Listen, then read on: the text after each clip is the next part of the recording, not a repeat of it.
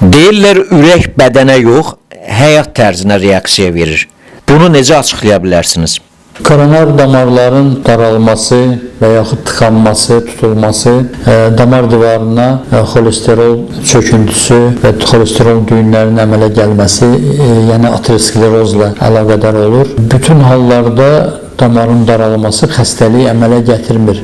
Damar daralması 70%-ə koronar damarlarda çatdıqda və 70%-i keçdikdə xəstəlik əlamətləri meydana gəlir və onu da qeyd etmək lazımdır ki, bütün hallarda koronar damarların daralması infarkta gətirib çıxartmır. Hər xəstə düzgün müalicə alırsa, düzgün pəhriz saxlayırsa və həyat tərzini dəyişirsə, bu daralmış damarlarla insan uzun müddət yaşaya da bilir. Çoxdur, praktikada belə xəstələr çoxdur, hansı ki, əməliyyat olunurlar, amma ürəyin işimi xəstəliyi diaqnozindən uzun illər yaşayırlar.